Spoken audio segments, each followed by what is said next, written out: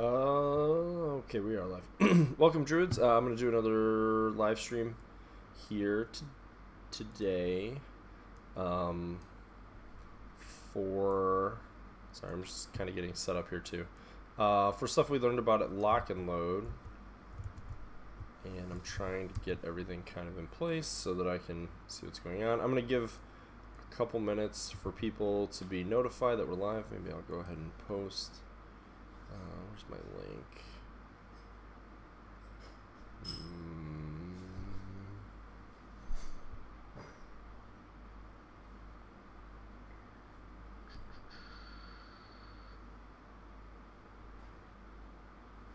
No, it's not it. Ah.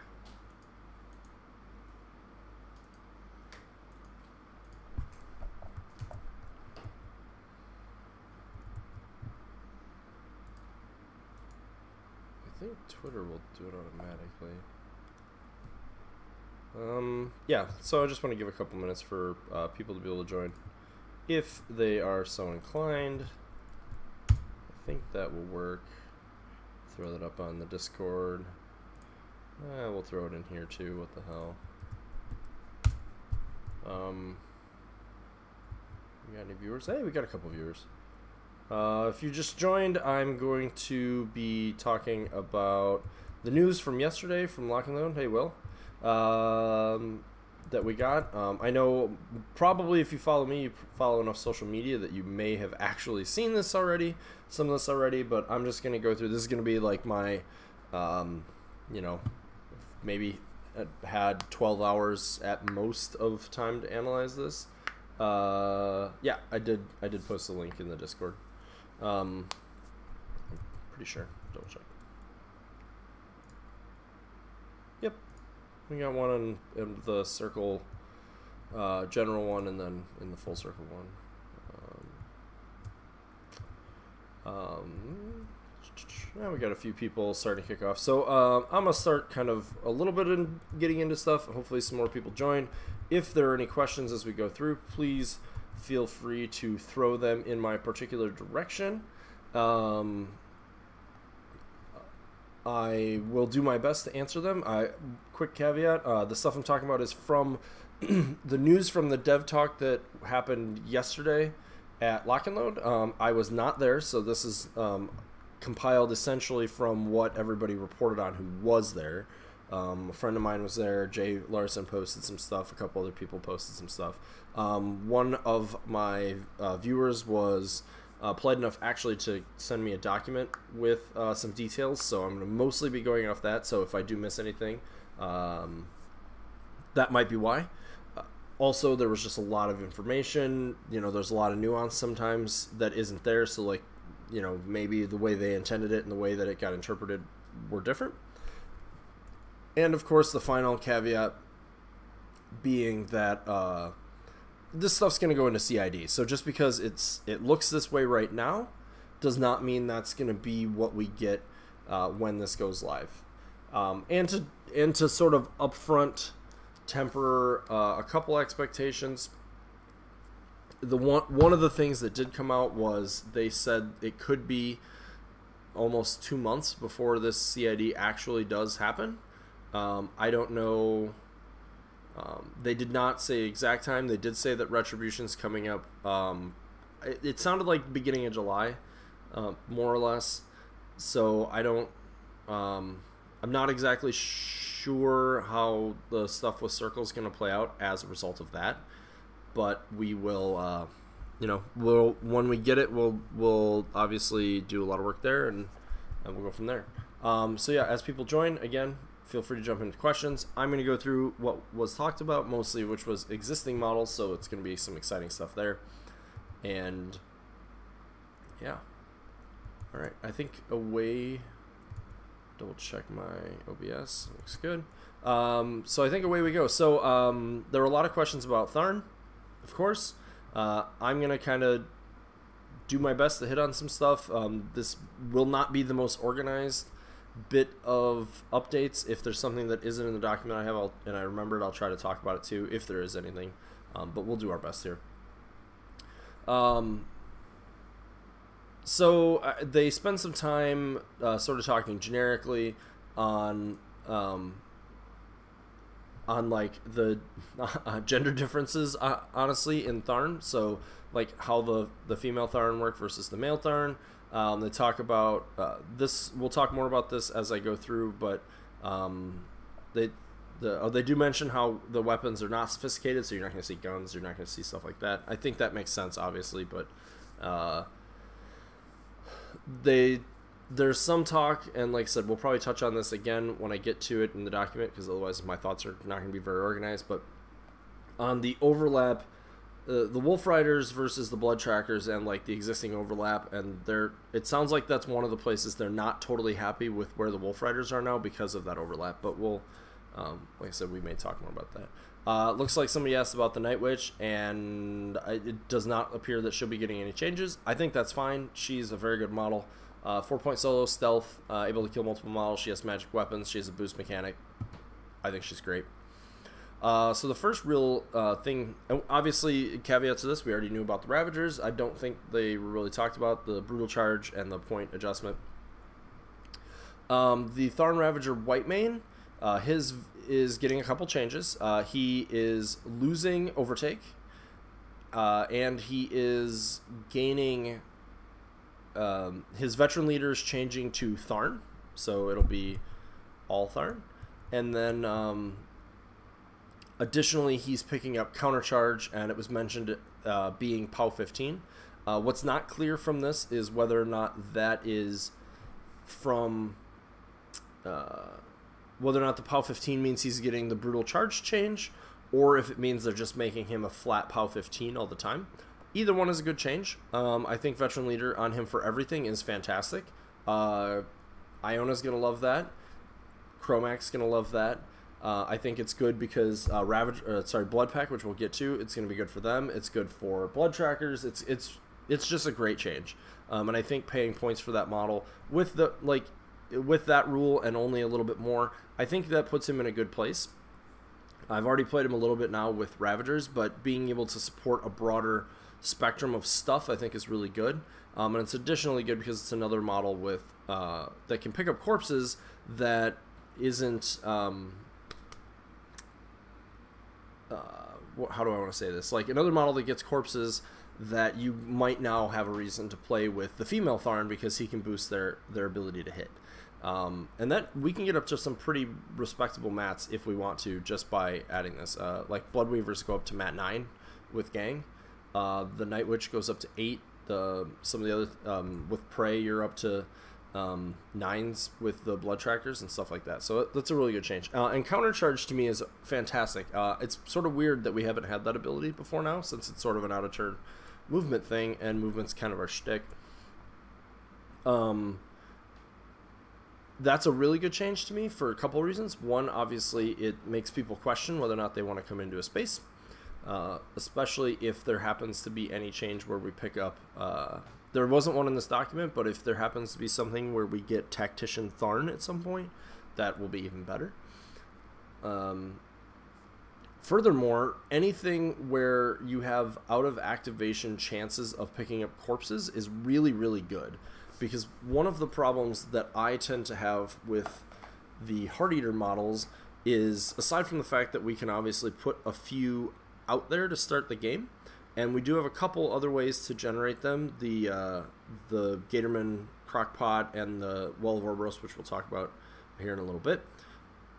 But outside of those, we don't really have... really what happens with the Heart Eater a lot of times is if you don't have an out-of-activation way to get it, you sort of like only ever end up with one corpse at most, because most of these models only have one attack without being able to buy them. So you like get a corpse, usually you spend it to make an attack, get a corpse, spend it to make an attack, da-da-da-da-da-da-da. And that's great and all, but then at the end you only end up with, like, basically you can only end up with 1 or 0 corpses by doing that. So things like Vengeance on the Ravagers and Countercharge on this model and other things of that nature are really great, because having that second corpse is actually pretty substantial, since that can be the difference between you,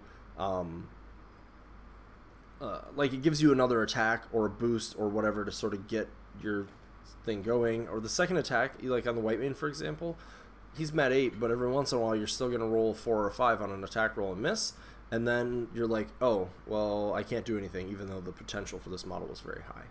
So countercharge is really great for that, as well as things don't tend to like to be taking POW 15 countercharges. And it could even be more than that potentially, like because you could be moving things like Scything Touch with Tanith around, or I think when we get to Iona, I think her feet lasts for a round, so like that could put a pretty big hurt on things, stuff like that. So, oh, there's a line in here. I sort of mentioned this, but there is a caveat that there's definitely some stuff they are still testing that they're not totally solid with. So Blood Pack, we've all been kind of eagerly awaiting to hear what is going on with them. They're going back up to range 12 on their bows. They're losing Assault, so those are the two of the changes I was already proposing. The third change being that they're going to go up to Armor 15. I've talked about that pretty lengthily. They're gaining Hog Wild, which basically is a return to Assault and Battery that they had in Mark II, although Hog Wild is the rule that is currently in the game, so they're going with that. Don't love the thematic naming there, but that's fine. And they're going to points, they're going to 10-15. And so that's a pretty good change. I know a lot of people are a little bit like not... I haven't... So some of the... some of this has been circulating, but some people seem not... to maybe not know how they feel about this change. I think the points change to them is pretty fantastic. So before you could get 1 max unit at 20, and now you could get 2 min units. So you're going from getting 6 dudes to 8 dudes for the same number of points, and then for to get 2 full units, you're going to 30 points where it was 40 before. Like, that is a very substantial change. And I think it's good. I think it's pretty close to where they need to be. I'm not willing to say exact yet without some table time. Range 12 on their bows definitely gives them a completely unique place in the theme. Nothing else has a range attack that's that long, so that's good. I think it puts them there. They're staying at Mat 7, Rat 6. I think that's good because I mentioned the Veteran Leader bonus. They also have Tree Walker, which lets them draw line of sight through forests. Hey, Jamash. Hopefully I said it right this time. And they are... I think they have a lot of potential. I don't know necessarily exactly what types of lists. Here, Randall. I don't know exactly what types of lists we're going to see them in yet. I still think you're probably bringing them with somebody who's going to have some sort of debuff. Like when we get down to Iona here in a little bit, they don't jump out to me as models I would play with her, but they do sort of jump out to me as models I might want to play with Wormwood or with Mosar, anybody with a debuff really that I can apply at range. I think starting to talk about like POW 15 ranged attacks could be pretty substantial. We'll see on that, but and especially if you can get sort of a situation where they can get the charges possibly too. It does not sound like they're going back. I don't think there's a question about it, but it does not sound like they're making any change to Heart Eater to allow you to boost non-melee attacks. So that is what it is, of course, but it doesn't sound like that's going to be the case.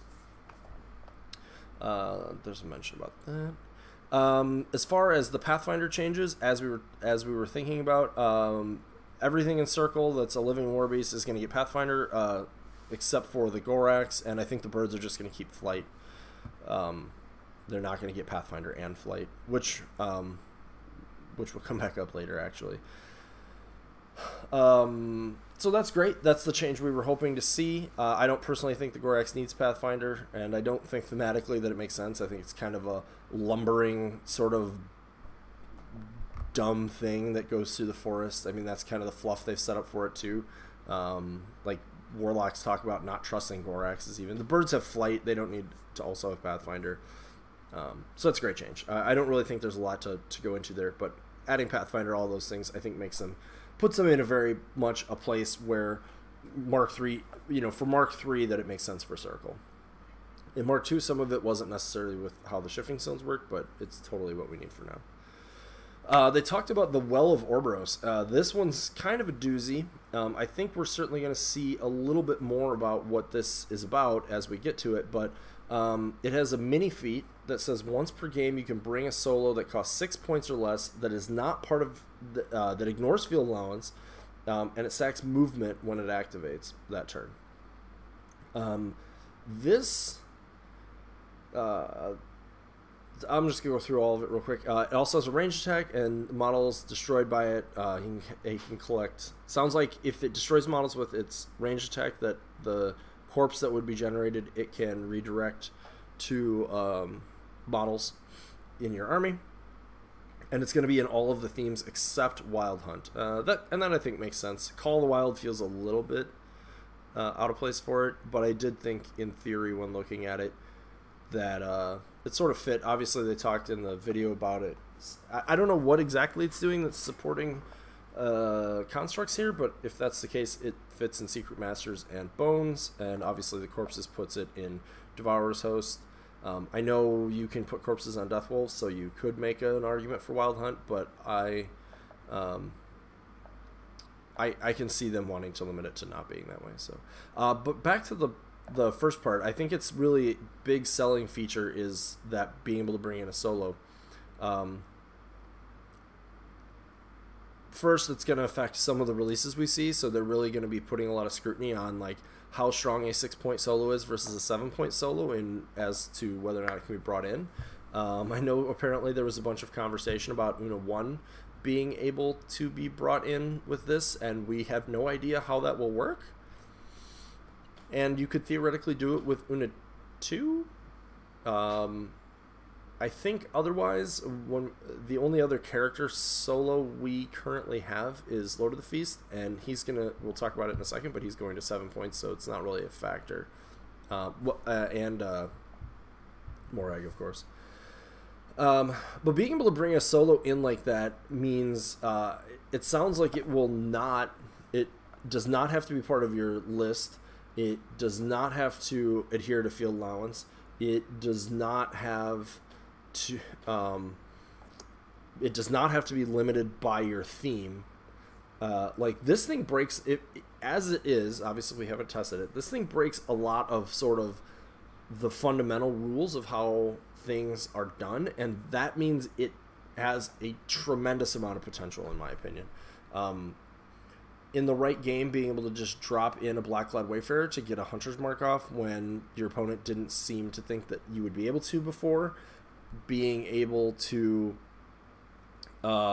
bring something in like a Bloodweaver Night Witch when you need some grievous wounds and a magic weapon, even though obviously it won't be able to do its movement, you might be able to drop it. We don't know what the placement range is here or anything, but you might be able to drop it like already in behind a line, and it can still killing spree its way through.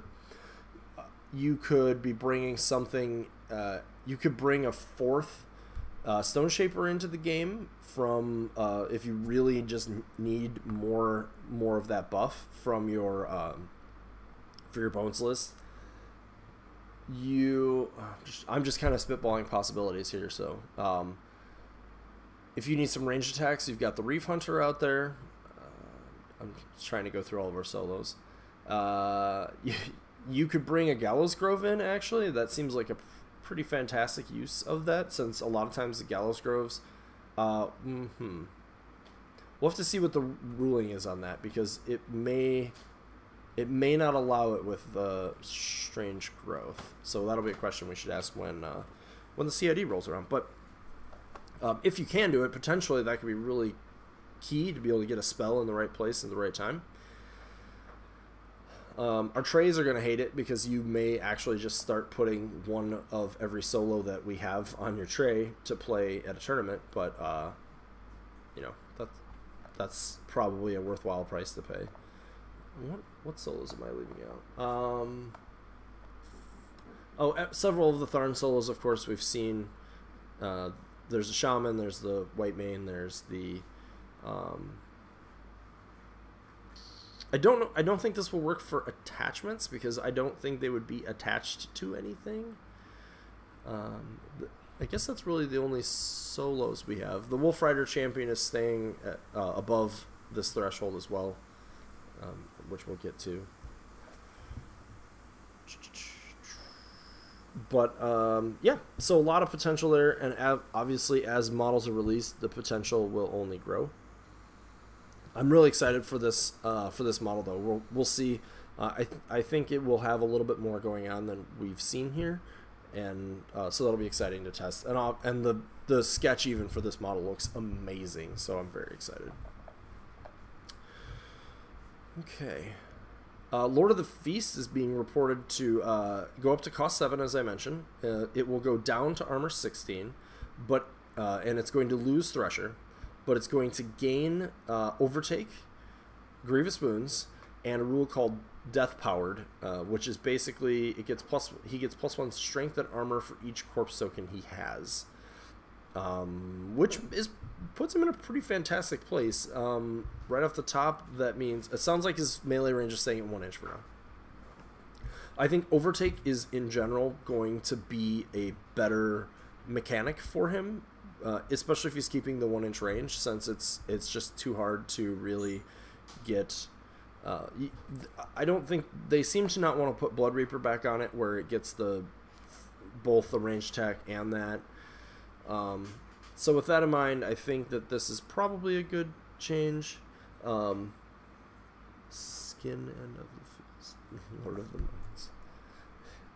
Oh, that is the name of that. Okay, I was trying to figure out. Thanks so much. I was trying to think of who had that rule, and yeah, it's the Skin and Moans. You win the prize for being smarter than me. I don't actually have a prize though.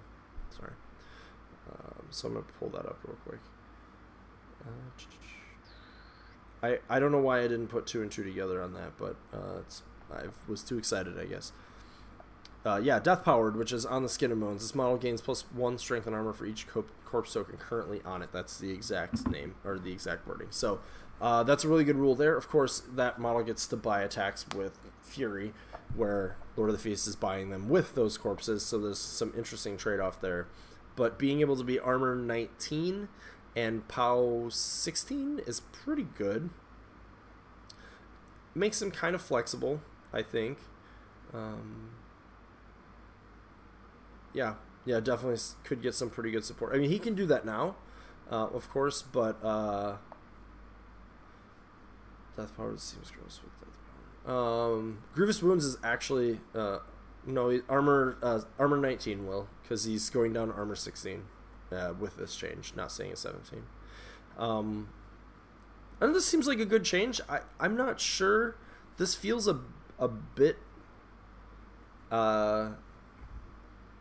This feels a bit like he actually could go a little bit farther with going to 7 points. But overall, it seems like a really good change. I know some people are going to be a little disappointed in the losing the Thresher type ability, since it was sort of what he was known. I know a lot of people want him to go up to 2 inch melee. I so far think that this is a really cool change.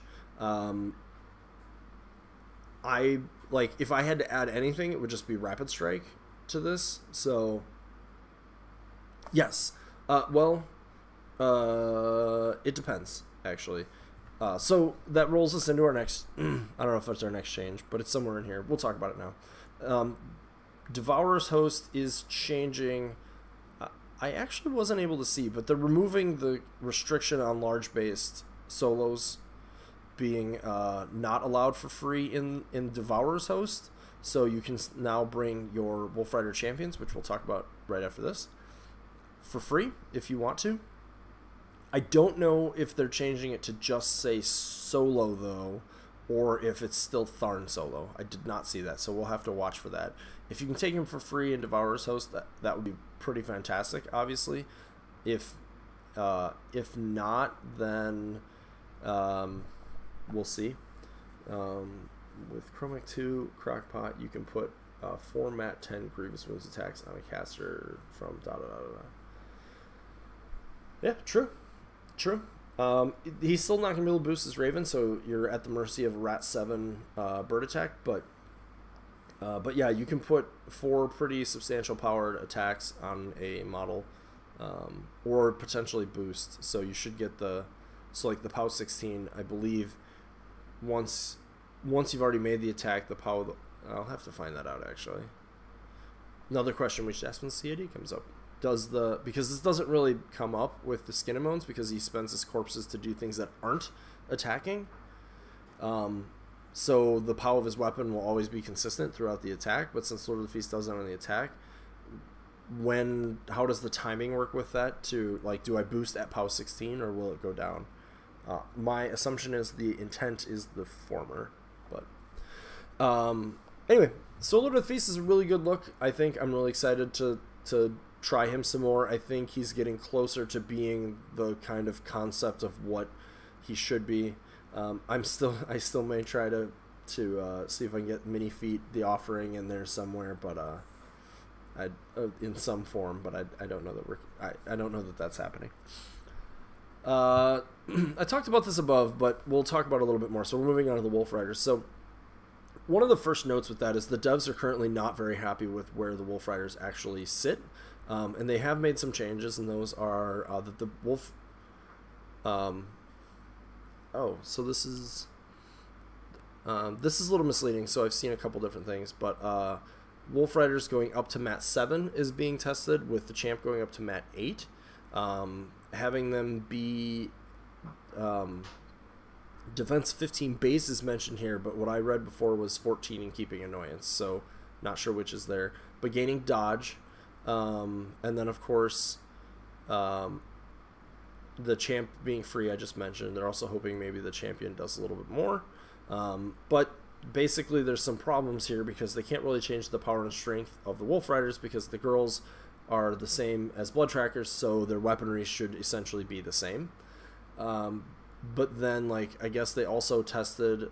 I don't know where... I saw this somewhere else, but they also have talked about Brutal Charge for them, but that starts having them encroach on the Ravagers' territory. So what role do the Wolf Riders take is sort of tricky. And what you don't want with a theme release like this from a design space perspective is things occupying the same space, because you're just going to pick whichever one is better and play that. And like if it were some other factions and Blood Trackers were like speed 5 or 6, you know, just them being fast and sort of doing this would probably be enough differentiation. But with them being speed 7 versus speed 9, you're starting to get into that weird place where they're still very similar. So we'll see on those. I would take anything with Wolf Riders with a grain of salt. I think there'll be more changes. I like what I'm seeing so far. I think dodge on them actually is a lot better than it's gonna seem like. Just from how I've played them. Mat 7 is obviously very good. Sort of implies that if they want to walk and do attacks, that they might have a little more benefit out of that. Plus, making their impact attacks more accurate is really cool. Personally, I'd like to see them look at the design space of the wolf itself. And I have... we'll see if they come up with any cool ideas. I think there's some out there. But that's where the Wolf Riders are, so we'll see what happens with them. I don't want to talk too much about their changes, since it sounds like we're likely, especially if it could be up to 2 months before this goes live, it sounds like there's going to be more testing of that.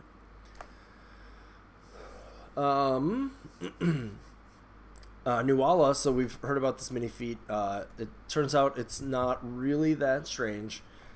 At least not where we're likely ending up. And what it is it's called Hunter's Reckoning, and it's going to allow her, sorry, to change the prey target of. It's a mini feat that allows to change the prey target that the unit has, and oh good. This actually sort of sounds really mundane, but it's not. It's actually very, very, very powerful. If you've had any experience playing Blood Trackers, especially into... this wasn't so much of a... It was still a problem sometimes in Mark II, but it's become much more of a problem in Mark III. Because because a lot of times, so like let's say you were playing blood trackers in your list, and you happen into a list that's mostly still now like small units, warjacks, war beasts, whatever, and not really a big unit that's going to be in the front. Well, now if that thing is not something that needs to come forward right away, they can deny you prey for a long time. And if this unit doesn't get prey, it can be pretty lackluster at times, especially into certain types of targets, right? Anything you really need the armor for.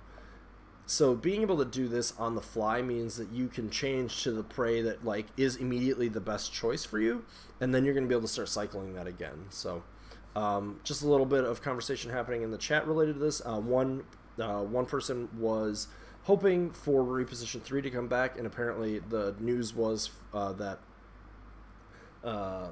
Jason Souls and Will Pagani in the chat, in the dev chat yesterday, said that they will not be bringing back Reposition 3 for this unit. So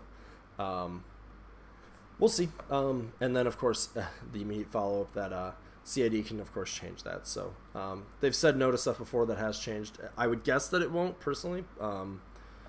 But mostly just because of the Wolf Riders having Reposition as well. And like I said, they're trying to like carve out niches here. So we'll see. We'll see on that. But I'm really excited about playing the Blood Trackers with that change. Yeah. Moving on. So both Morvanas are going to be part of this CID. And both of them are getting... they actually... I didn't talk about the ret changes they talked about before this because it's not really applicable to this. But like Gorshade 3... or sorry, Gorshade 4 is actually getting a massive rework in that. And I think, as I recall from my friend saying, they said these changes will not be that level of substantialness. But Morvana 1 is getting a few basically quality of life changes. Harvest is going to change to cost 2, currently costs 3. Regrowth is going to change to cost 2, currently costs 4. Regrowth will be allowed to return a medium-based model, but it will return at a single HP. And the feat is going to change insofar as it will no longer permanently place a forest, but it will increase to AoE 4. It will stay POW 13, but friendly models in the AoE will actually heal D3 as well. So that's really interesting to me. I kind of like that change. Obviously, the forests can be pretty impactful on the table, but they may not have wanted so many forests in play. Being able to bring back medium-based dudes is pretty phenomenal, obviously. Regrowth changing to Harvest changing to, so the cost changes means she can put all of her upkeeps out on turn 1 where she couldn't before, so I really like that. The new solo we're getting will allow her to reduce the cost of one of those by 1, so she can actually still be camping 2 after doing that. And then with this change, it's actually pretty reasonable to cycle Regrowth throughout the game, where before you were just like not ever doing that. So with that in mind, being able to return medium-based models is also very, very key. If we were getting another small-based unit that's like size 10, I wouldn't have thought this was as important as it is, but without that, I think this is a pretty cool change. And I can see not wanting to bring back things like Wolf Riders, so...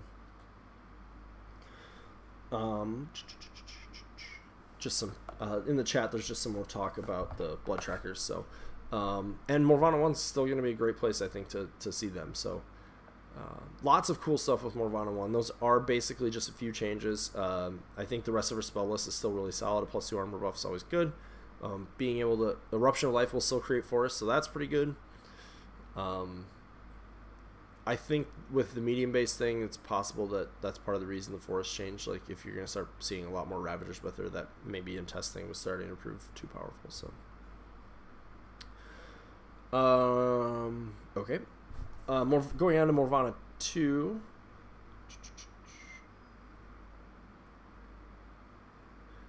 Yes, so Will talks about outside of Devourer's Host, which is sort of where my focus is in, that she can bring Skinwalkers back and it's possible that with their health rules they could end up basically back to full life every turn, because you can bring we haven't talked about it, but there's Brenos will be able to assist with that. Shifting Stones can assist with that. They have hyper regeneration, so that could actually be very strong with her. I agree.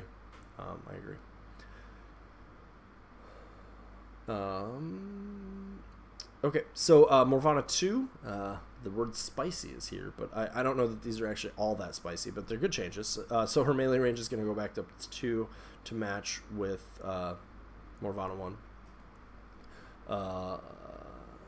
Her feat is going to change to say that the model return cannot make an attack rather than sacrifice a combat action. I believe this was a concession to putting Hogwild back on the Blood Pack. I don't think they liked that interaction in Mark II, where you were able to still get attacks when you feated with her. So that's fine. It's actually overall a buff, in my opinion, because now you can do star actions. So this, I'm trying to think if there's any really relevant ones. Nothing super important comes to mind, but there's probably something. Carnivore is going to get updated to say, basically to change the order of the RFP. So you're still going to destroy the model and then RFP it. So it will allow for corpse collections and things like that. And Secret Masters. Sure, Druids. The Druid models being able to drop their clouds could matter. What's the other building? No, the other two are attacks. So yeah, that could matter. And it might matter as time goes on, of course, too, if we get some like heals and things like that. So that's the change to Carnivore. Censures currently seem to be changed to say that the D3 damage that the model will take to not let the spell go away won't be reducible. I'm gonna be a little critical here. I don't think we're quite there yet on Censure. If they're convinced that that spell needs to stick around, that's, I'm gonna say, mostly a buff, but it does mean that Morvana can't. Like, it will get rid of her upkeeps. She has 2, unless she takes D3 and she can't transfer either. So like, maybe if this changes to say enemy models, it starts to be still pretty niche, but maybe interesting, because you can't really afford, you know, your journeyman warcaster can't really afford to keep taking D3 damage throughout the game, but it's also going to be pretty swingy there, because if you roll a 3 for damage, now they're questioning it, but if you only roll a 1, I don't know. I think there's some work to do on that spell, personally. Alright, that takes us to her Beast Brenos. We're reducing that guy's cost to 15 points. He's going to go up to defense 12. He's currently 11. His Animus is going to change to Arcane Protection, which says, while within 10 inches, enemy models cannot channel spells. Yeah, we'll go over all of it together when I'm done. His Bond is going to change with Morvana, so she can use him as a channel. She can channel through him. I think that's actually a really strong change for her. It's a much better Bond. The current Bond is pretty lackluster. And then removing condition for a rule called Rites of Spring, and what that will do is remove D3 damage points from all friendly faction models in his command of 8. Could be pretty strong in certain lists. This was one of the things talked about with the Skinwalkers with Morvana. You can remove D3 from them. That has a pretty substantial ability to swing some of the like amount of work that can be done. It might be clutch to get some of your other war beasts back online if they've taken some damage. The Animus feels really strong. 10 inches of no channeling covers a pretty large amount of board space, especially if you can put him in a position to keep him relatively safe. And the point cost is pretty spot on, in my opinion. If I were, we might, the only thing that is mildly, I'm mildly unsure of is like Rites of Spring is kind of a cool defensive ability, but like you have to choose to do that over using your 15-point war beast to make some offensive actions. So I'm sort of wondering if he can't get something like Battle Wizard. Or some ability that says he can cast a spell and make attacks, or something like that. We'll see. But at the point cost that he's at with these changes, I feel like he's actually in a pretty strong place. It seems like the reaction to this has been... nobody's been consistent on how they feel about it, but I think I like Brenos with these changes. I think I would like to start seeing what he's like in the table. I think that you now have some pretty compelling reasons to bring him with Morvana where you didn't before. So these are all really good. One random soapboxy style rant is I talked about this with the Protectorate CID, that on a 14-point significantly harder to kill heavy Warjack, they put a rule that says within 8 inches of it you can't channel, upkeep, or cast spells. And on a character base they put a rule that costs Fury that says within 10 inches they just can't channel and not the other two things. So I'm still inclined to believe that either this could be better or that is busted, and I'm not sure which it is. So I know there's the argument that like different factions have different balance points, but I pointed this out when I was talking about that, and I think people are gonna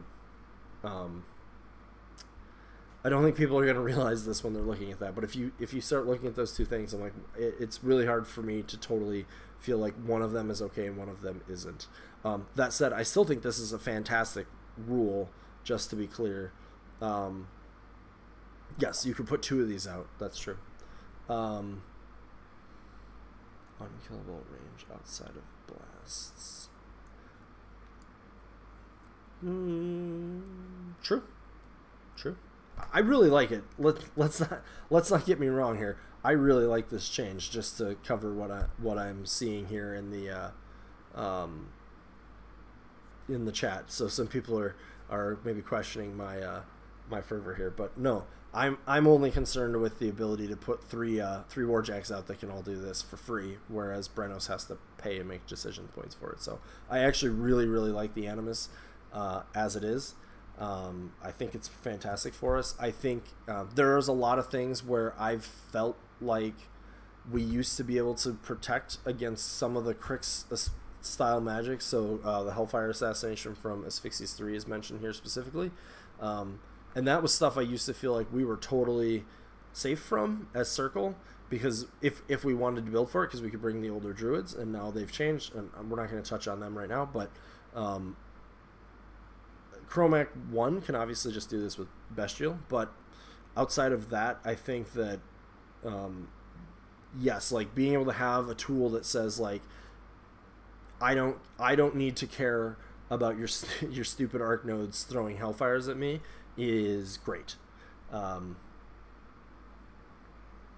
have some. And yeah, for 15 points, it's really going to depend on the list, right? What does your list need? What's doing the heavy lifting in your list? Things like that. I think for Morvana, where she's bringing infantry, having a defensive focus like this is going to be pretty strong.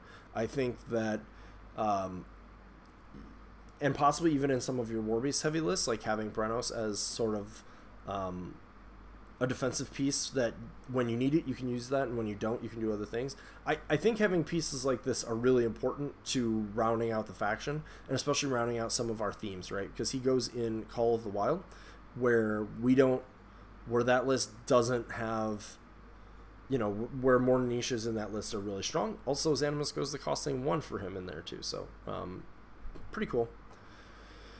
Okay, that's enough on Brenos. I'm really excited, and I'm really excited to convince my wife to paint him. So, and by that I mean she's pretty already convinced, but now I'll play him, so that means when she paints him, people get to see it. The Gnarlhorn's gaining Pathfinder, as mentioned before. He's going up to Strength 12, and I meant to have this pulled up and ready, but bear with me half a second. I'm gonna Grimkin. I wanted to see what his initials look like now. Okay, so he's going to go up to Strength 12, stay at 12 points, it sounds like, gain Pathfinder. He'll still be 12-18. So that means his horns will be Power and Strength 16, and his 2 claws are Power and Strength 15s. He's still Fury 3. That's a really good change for him. Earth's Blessings is still really good. Animus Counter Slams very difficult to use, but I think I think this message tells me that the dev team is perfectly fine with that being a niche ability, as long as the beast is worth playing. Otherwise, these changes definitely put it in the area to me where it's worth playing. So that's really great. Like, he's kind of this beater with some slam niche, and he kind of does his own thing, but he's at a point value where he's at a damage output place where he may still be able to do stuff without having to have primal every turn. And at 12 points, even if he does, that's not so bad. One of the head scratchers is it sounds like the Riphorn Satyr is getting no additional changes other than go up to POW 21 with Kaya 3. The Riphorn Satyr sounds like is getting no additional changes other than Pathfinder. And that one's really bizarre to me. I would have expected if the Gnarlhorn went up to Strength 12 that the Riphorn went up to Strength 12. So I don't really understand, like, mentally speaking, like, so the differences are the Riphorn can run and charge for free, and he has Chain Attack, Grab and Smash, so he can generate potentially 2 additional attacks. But it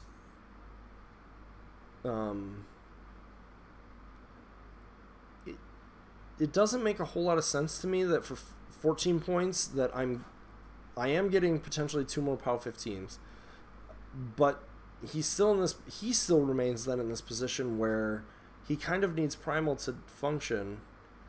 The free charge is nice, the additional potential attack is nice, but you do have to have all those things hit, which means you need a buff.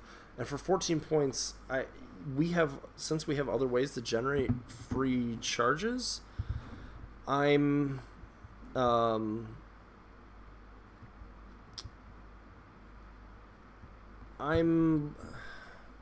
little torn here. This one seems odd to me, to have no point change, to have no POW change, and to have no other change but Pathfinder.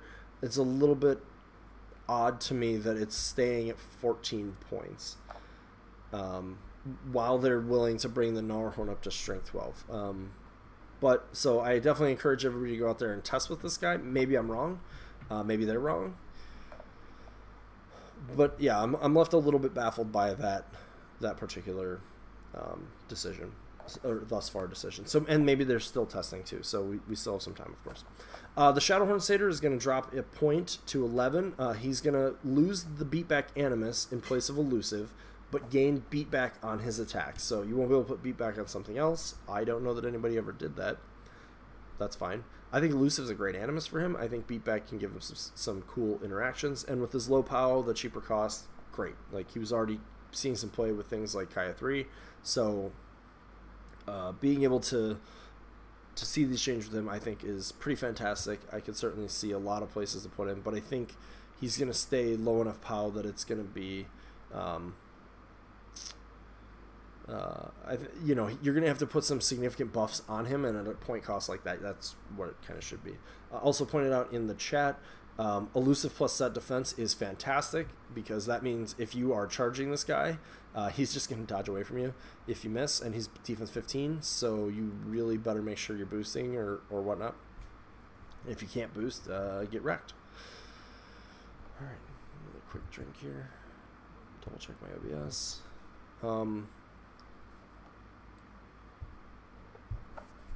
Sorry, this is going to be a pretty long video if you're tuning in, or if you've been watching, because there's a lot to go through. Sure, there are Mat 11 upgrades out there. The Storm Raptor, most of the changes here are what we might have kind of anticipated here. It's going up to Mat 6. It's going to lose a point, drop to 37. The Archangel and it are both going to gain Pathfinder as well, because they don't like the idea of the Hurricane just being able to completely screw a Gargantuan over. That's a good change. Its Animus is going to change to cost 1 and be a flat 10 inches. That is a very phenomenal change. That means it's free in Call of the Wild, and cost 1 means that it's pretty usable in any theme that you might bring him in. Deceptively Mobile is really great. That means you can actually get up there with that 10, move back, move up farther, however you would like to do that. Sounds like we're still getting Reload 1, which I think it could be justified to be... my instinct tells me that it should be justified to be just Rate of Fire 2, but that's fine. I think it's fine. Cost 37 is probably okay. I could certainly see it losing 1 or 2 more points still. We're not really seeing the Archangel yet at that point cost, so I don't know that we are seeing it anywhere else. We'll see. I already have some ideas. I already had some ideas before Vor to test it, and I'm now again having more of those. So yeah, we'll see how that goes. But I'm really excited. I think those are the changes we were looking for with it. Whether the point cost is right where it needs to be, I don't know. Mat 6 Rat 6 is really good. Deceptive Removal is really good, and being able to actually use that Animus is really good. So these changes sound kind of small, but I think they're actually a lot more substantial than they look like. But we'll know with some testing. Yeah.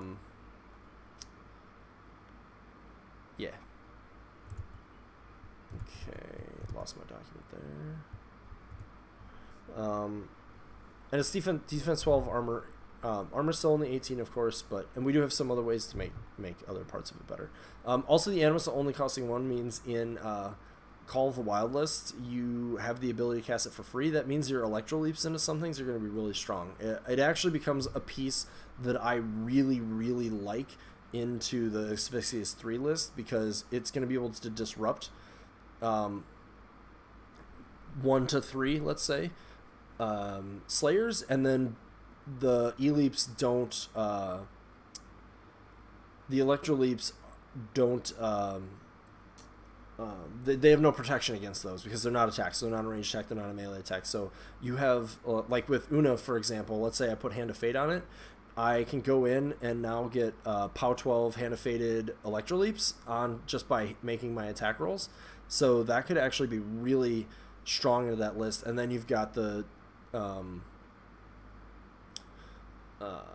and then if they start going into you, you have POW 12 leaps back into them too. So you might be able to just like start trading up really hard right there from that. So I'm excited to get some more Storm Raptor out there after this.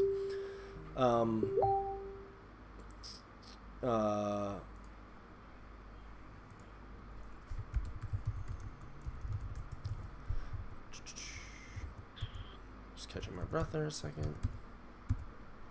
Okay. Hi, Thomas. Let's see. Warp Wolf costs are changing basically exactly like we thought. Getorix will go down to 19, the Stalker will go down to 17, the Feral will go down to 16, Pureblood remains the same. Loki wasn't even brought up, but I assume he remains the same. And they're all getting Pathfinder, so if they didn't have it, so that's fantastic. I mean, I could see Getorix being like, I would have loved to see Getorix get the Mug treatment and go to like 22 points and being worth 22 points. But if they don't want to go that way and they feel like Getorix is fulfilling the niche that he is expected to fill, then I like this change. So 19 points is great. I think 17 points puts the Stalker about where it needs to be, and I think 16 for the Feral actually makes that a very, very compelling choice. I have not sat down yet to like look at the Chromac 2 list. I had been playing to see like how that list changes, but functionally let's see, I get 8 points back from that list for free. So the change that I made to put the crockpot in becomes exactly free. So like right now I'd have to cut a Scarsfell Griffin out of the list to fit the crockpot, but now like these changes mean I could just put the pot in, or I could play another beast. There's a lot of other options there. So question in the chat, do I think that this is where they're going to leave them? I hope for more changes. I think we're talking specifically about the Warp Wolves. I suspect this is probably where they will end up, yes. I know a lot of people seem to fundamentally think that there were a lot more changes that were necessary to these pieces. I am not in that camp. There's some minor changes that I would totally accept, or would make justifications for. Primarily, it would be great to see the Feral go up to armor 17 to be consistent with the rest of the abilities, and then he has choices after that. The Stalker Mat 7 has been bandied about since he's sort of a premium piece, but I think at this point level that everything he has, like, he's still a really strong piece in the list that he's strong in, and we have map buffs and stuff, so I think that's good. And Getrix is just fantastic, so 19 points is great. I don't know that they really need more changes. It might be cool to see them, but I would bet that these feel pretty locked in to me, if I had to guess. Other changes: the Tharn Ravager Shaman goes up to Command 8. That's great for that's great to get his aura out there to cover more stuff without having to try so hard. So I really like that. No change to the Death Wolves. No surprise for me. They're very good right now. And that gets us into Iona, which is kind of going to talk about. So I'm going to go through this. I am going to do a little out of order, but she's Fury 7. She has Elite Cadre for Tharn to give them dodge, which I think is fantastic, especially as we get to her spell list here in a minute. She has a spell called, now I'm going to say this wrong because I've been saying it wrong all day, but Abattoir. I got no scowl from my producer, so I said it right. This is basically a broadsides style attack for spell for melee attacks. That's really cool. There's some really neat stuff that we'll be able to do with that. You can unjam yourself. You can go into like a Stalker could actually kill something, sprint forward, and then like kill something else, or some other things like that. She has Hunter's Mark, which I think is great because in this theme we don't by default have access to a Blackclad or anything, so that means she doesn't need to bring like Lanissa if you want that ability, and it's really good just in general. She has Phantasm, which is on Shay. That is the target model / unit suffers range attacks targeting it suffer -5 to the range. She has Pursuit, which is actually I have not read Pursuit in Mark 2. Who has Pursuit? Thyra? Let me guess Thyra. Sorry. Great radio here. She doesn't have Pursuit anymore. Who the hell has Pursuit? Somebody's got to have it, right? Oh, I bet. I think Grim has it. Grim too. Where are the Hunters Grim? Brothers? Hunters Grim. There we go. Ah. Sorry, guys. Bear with me. Pursuit. If target enemy model / unit advances during its activation, one model in the spellcaster's battle group in its control range can immediately make a full advance. Really strong spell in circle. Like it a lot. Surefoot, which is target model / unit gets +2 defense and can't be knocked down. Really strong with Ravagers, for example.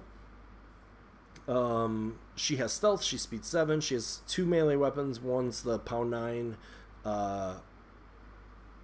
half-inch melee claw. The other one is a 1-inch POW 13 Blood Boon Brutal Charge sword, and she has parry. And then her feat is Tharn, get +3 strength and armor, and reroll missed attack rolls.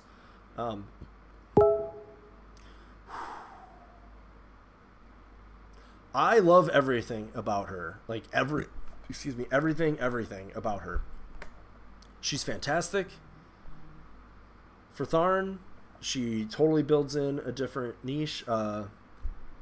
Somebody pointed out, like, she gives Circle the ability to have our infantry consistently crack armor, and I agree, assuming that there's no changes to her, of course. I didn't hear any, like, chatter of if she's, you know, too strong or whatnot there. She has defensive abilities, she has offensive abilities, she has a little bit of tricks. Like, honestly, like, everything about her is Tharn and Circle. Like, I love it. Hunter's Mark. I don't know. So I'm seeing a couple people concerned about her getting toned down. I think, you know, who knows, like, going into CID, like, what things are going to look like. I I don't really know that. If you kind of look at other stuff that's out there, I don't really know that she's actually that over the top. Like if you look at Animag, for example, and here's the one big reason. She does not have turn over turn damage. You have to make a lot of work out of it. If you need her for damage, for armor cracking, you're going to have to get a lot of work out of her feet. She doesn't have an accuracy buff. She doesn't have outside of the feet, she doesn't have an accuracy buff. She doesn't have a damage buff. So you're solely reliant on the feet to do your armor cracking, and which is fine, but I think that's the balancing point here. Also, the buffs she has are like honestly the one thing in here to me that is possibly too strong is Surefoot, just because Ravagers go up to defense 17 against melee standing in a forest, and then they can't be knocked down, and they have dodge. Like that might be too much.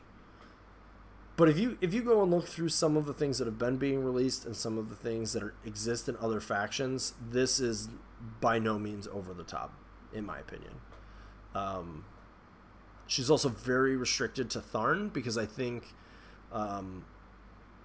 somebody was talking about Skinwalkers earlier. This would like just completely bust Skinwalkers, in my opinion. Like they go to arm 21. Yeah, I agree. There's some comments about Chromac 2. This feat feels very much like a Tharn infantry specific feat, Chromac 2 feat. I agree. You're getting additional strength and armor, but instead of Carnage for free, you're getting rerolls, and you're not getting Carnage throughout the game. Some of her spells also still are encouraging you to bring a battle group, which I think is pretty cool with her. And the battle group is not going to get the feat, which again is very important. So like look at Animag, for example. If you look at Animag, who I think is in a very similar design space as this, Animag's feat applies to everything. Everything Animag does applies to everything. The only things that are really particularly specific is that she gets that free spell if an Ogryn makes the kill, where the rest of her abilities, she likes the battle group, she likes not the battle group. So like I think we're much closer than people may think here. I'm not saying that she's gonna make it in this exact form. Right, I agree. The Animag's that's not true. Animag has a armor spell, and they have a Blightbringer in that faction. We do not have that.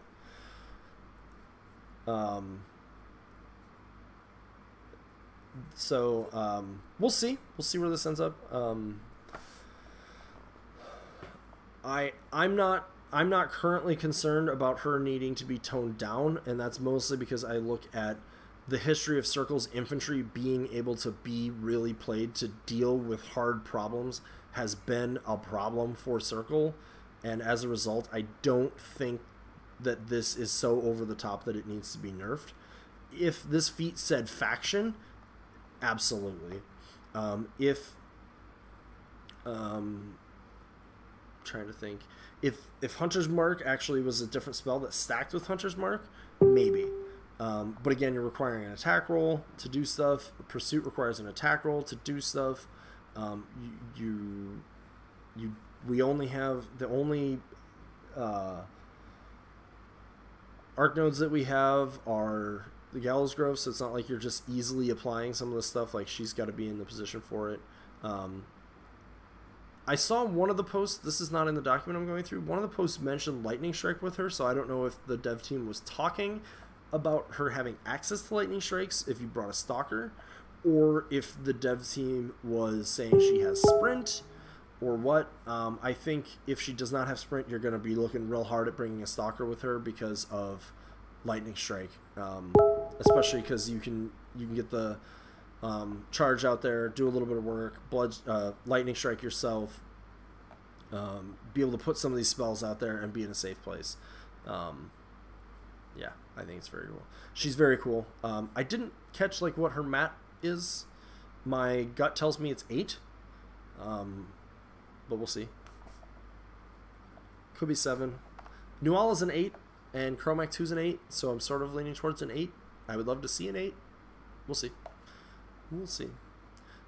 She does have stealth. I think I mentioned that. I did not get her defensive stats. So there again, that could be another place that balancing happens that we don't know about, right? So if she's I mean, 15-15 is kind of one of the standard stat lines we have. I could see her being a 16-14, which means that like not, you know, like knockdown's going to be a problem or is something to consider, and stationary and things like that. So,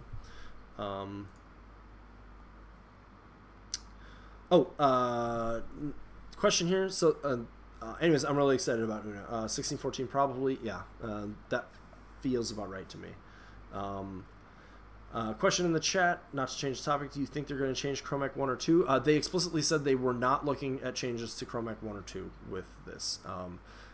And largely, especially Chromac 2, Iona, Chromac's going to stay like more Warbeast focus and more sort of just where he is, and Iona's basically filling.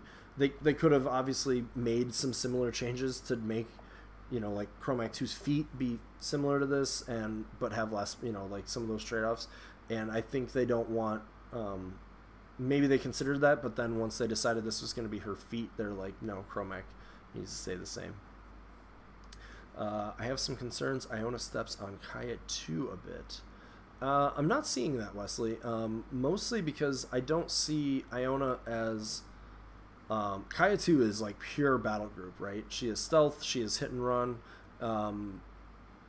There's definitely some changes I'd love to explore with Kaya 1 and Kaya 2. They will not... I mean, this isn't the time for that, of course. But I'm not seeing where she steps on Kaya 2. I think you're going to be playing Iona with 60 points of Ravager... Or, sorry, 60 points of Tharn pretty consistently, and that's very, very different than Kaya 2, who's going to be playing with a battle group primarily, and then maybe a little bit of support. I think Kaya 2 is going to try to play really hard in Call of the Wild or out of theme, actually. And I say out of theme just because I think she really likes Getorix and Loki, particularly. Yeah. So, anyways, I'm going to start one more thing before I start into wrapping up. They did talk about the 12 factions of Christmas. They're not doing... That's sort of getting... That plan is being changed. Instead of being all the factions around the Christmas time, they're now going to be doing like mini Christmases throughout the year, where factions are going to get like one... The goal is to get one thing per year per faction.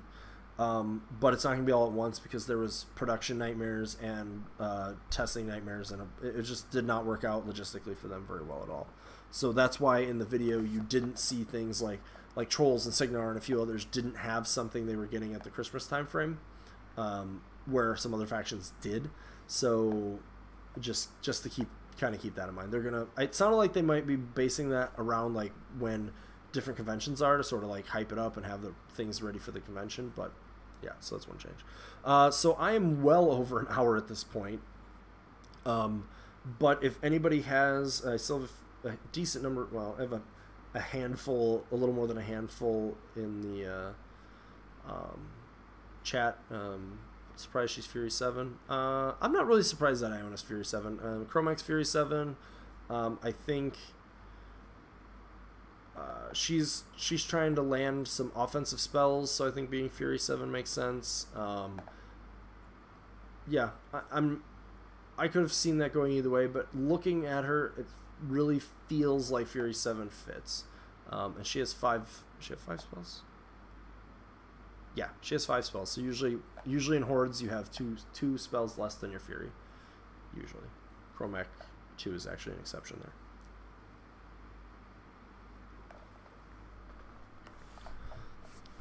But yeah, I'll give just a couple minutes, see if there are any questions. Somebody...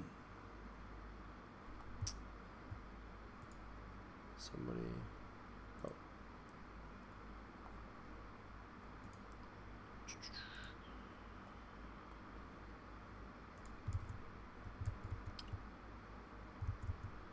Okay. I will certainly be, I think there's a little more digesting with this to go. We're still a ways off from the CID, so I'll probably be weaving some of these conversations into my other videos as time makes sense. I'm really excited for these changes. I wish they were happening a lot sooner, because I think it's really what is the kickstart that a lot of people need in our faction to especially mix up. I mean, Bones has been very strong. You know, Tomash has been in the chat. He's had a lot of success with that. But I think we would all like to be feeling like we're not a mini faction when we're in fact a very large faction. And a lot of these things have sort of been not getting a lot of attention for a while in our faction. So it's really exciting. There's almost too much here to test. In fact, there probably is too much here to test, and in a substantial way to feel really strong about. But I'm hoping that I'm going to be able to as the CID approaches. But yeah. So I'm going to start wrapping up unless I get a last minute question here. But thanks everybody who joined me for the live stream. If you're watching this later, sorry that it's over an hour and 10 minutes long, but there was a lot to go through, and there'll be a lot more to talk about in the near future. Really excited to hear about stuff from Lock and Load. And yeah, if you liked it, make sure you subscribe and share stuff, talk on social media. If you have any questions, hit me up. And thanks for watching, everybody.